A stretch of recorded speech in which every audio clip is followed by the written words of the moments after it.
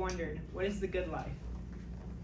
Many people have tried to find this through various means, but many of them, most often, do not have any conception of how to achieve this.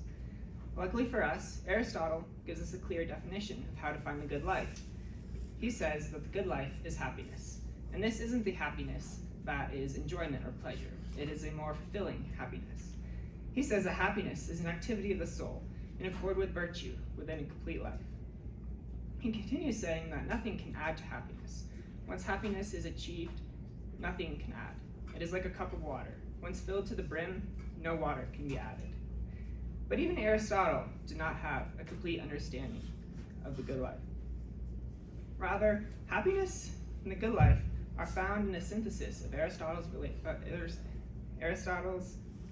definition and a relationship with God.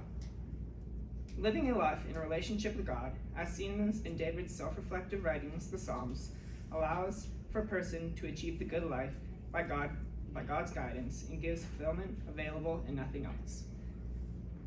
My main character that I've looked at his life is David, who is the king of Israel in the way back in the Bible. And David went through 3 stages that completed Aristotle's definition. In his first stage, David was fulfilled by God. He was in communion with God, in a relationship, and God gave him his morals, and he was able to live by these morals.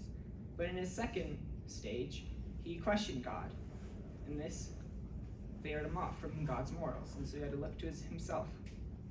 And then the third stage, he realized that the first stage was the best, and so he decides to come back to God and his relationship with God, and he is able to restore his relationship.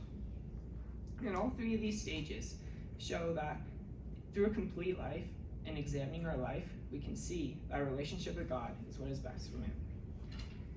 So, in David's first stage, the stage of communion, happiness and fulfillment are discovered. He finds virtue through God's guidance.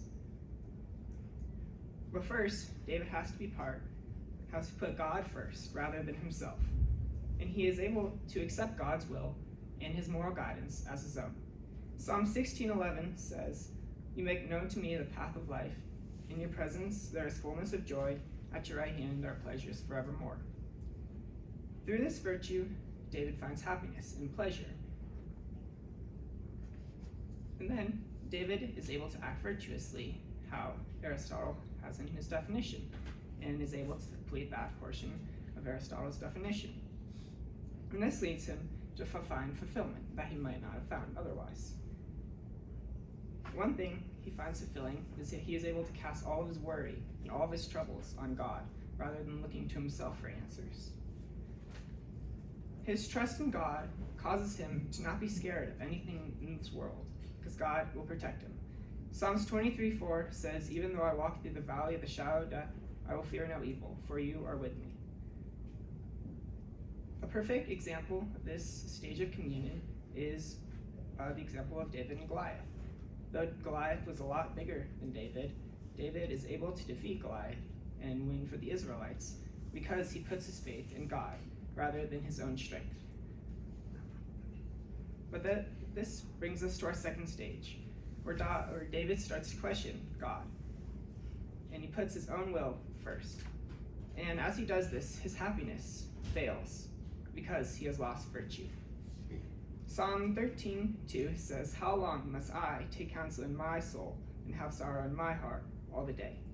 His lacking trust in God causes him to look to himself solely for any control and virtue. Losing his relationship with God causes him to lose God's morality, and so he has to define his own. Through this, he allows himself to add many vices to his realm of morality that might typically be considered bad. The prime example of this is the story of Bathsheba. He allows for murder, adultery, and many other sins to be committed instead of looking to God, and this all to fulfill his pleasure of being with someone else's wife. And David, in his vice in this stage, thinks he's achieving happiness through this pleasure, but in reality, he isn't. He only lacks virtue and isn't completing Aristotle's definition. Well, this brings us to our third stage, the completion of Aristotle's definition. See, through his first two stages, he was able to see that his relationship with God in the first one was what was best for him, rather than trying to define his own morality. And he sees that happiness was the most complete in the first stage. And by his faith, he has allowed God's morality to be once again defined by him. Psalm 51:10 says, "Create in me a clean heart, O God, and renew a right spirit within me." And this faith and morality allows him to put God's will first, rather than his own. Psalm 131:1 says, "I do not occupy myself with things too great and too marvelous for me." Rather than looking to himself for control, he allows God to control what he might not normally be able to. One counterpoint to this is that only a person of very righteous standing can have a relationship with God. But this is not true. As we see, David sinned. He says in Psalm 51:5, "I was brought forth in my iniquity, and in sin did my mother conceive me." So in conclusion, David found that trusting in God and putting God's will first allows for happiness and the completion of Aristotle's definition of happiness. Though the second stage may have been a rough patch for David, he was able to see that through this stage, God was his only path that he should live by. And you may be wondering what God's will is. God's will is redemption for all humans, that everyone can have a relationship with him.